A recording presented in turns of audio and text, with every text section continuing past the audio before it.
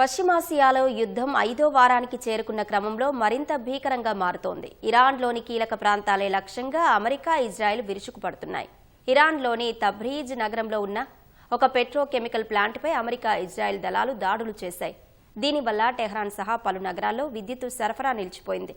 లెబనాన్లోని Hezbollah లక్ష్యంగా Israel దాడులు కొనసాగిస్తోంది. గత 24 గంటల్లో లెబనాన్పై జరిగిన దాడుల్లో 49 మంది ప్రాణాలు కోల్పోయారు. 100 మందికి పైగా గాయపడ్డారు. మరోవైపు ఇజ్రాయెల్తో పాటు గల్ఫ్ దేశాల్లోని అమెరికా స్థావరాలపై ఇరాన్ ప్రతిదాడులకు పాల్పడుతోంది.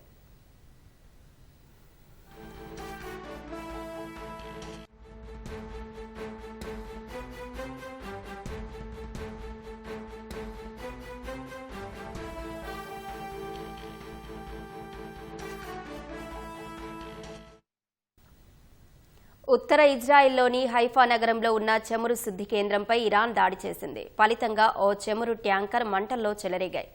ఇజ్రాయెల్ అగ్నిమాపక సిబ్బంది కొన్ని గంటల పాటు శ్రమించి మంటలను అదుపు చేశాయి. క్షిపణి దాడి జరిగిందా లేదా క్షిపణి శిథిలాలు పడి మంటలు చెలరేగాయా అన్నదానిపై స్పష్టత లేదు. ఈ కేంద్రంపై ఇరాన్ దాడి చేయడం ఇది రెండోసారి. అంతకుముందు ఇరాన్ సహజ వాయువు కేంద్రంపై ఇజ్రాయెల్ వైమానిక దాడి చేసింది. కువైట్లోని ఒక విద్యుత్ ప్లాంట్పై ఇరాన్ జరిపిన దాడిలో ఒక భారతీయ కార్మికుడు మరణించాడు. ఈ విషయాన్ని కువైట్ ప్రభుత్వం ధృవీకరించింది. గల్ఫ్లో యుద్ధం మొదలైనప్పటి నుంచి ఇప్పటి వరకు సుమారు 8 మంది భారతీయులు ప్రాణాలు కోల్పోయారు. గల్ఫ్ దేశాలపై జరుగుతున్న డ్రోన్ క్షిపణి దాడులు అక్కడ నివసిస్తున్న ప్రవాసులను ఆందోళనకు గురిచేస్తున్నాయి.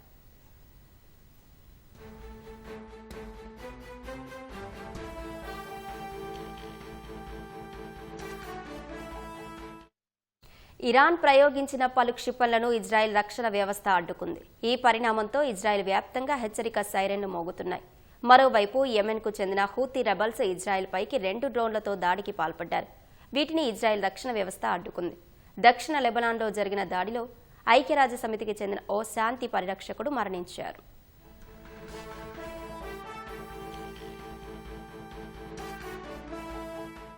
ఐఆర్జీసీ నావికాదళ కమాండర్ అలీ రెజా తంగ్సిరి మరణించినట్లు ఇరాన్ అధికారికంగా ధృవీకరించింది. ఈ నెల 26న ఇజ్రాయెల్ నిర్వహించిన దాడిలో తంగ్సిరి ఇతర ఉన్నతాధికారులు ప్రాణాలు కోల్పోయారు. ఈ విషయాన్ని తొలుత ఇజ్రాయెల్ ప్రకటించగా తాజాగా ఇరాన్ ధృవీకరించింది. అలీ రెజా తంగ్సిరి 2018 నుంచి ఐఆర్జీసీ నావికాదళ విభాగానికి నాయకత్వం వహిస్తున్నారు. హర్ముజ్లో విదేశీ నౌకలను అడ్డుకోవడంలో ఆయన కీలకంగా వ్యవహరించారు. ఇరాన్ డ్రోన్, క్రూయిజ్ క్షిపణి సామర్థ్యాలను సముద్ర తీర ప్రాంతాల్లో బలోపేతం చేయడంలో కీలక పాత్ర పోషించారు. Iran supreme leader Ali Khamenei మరణం తర్వాత ఇప్పుడు నావికాదళ కమాండర్ మరణించడం ఇరాన్ సైనిక శక్తికి పెద్ద దెబ్బగా భావిస్తున్నారు.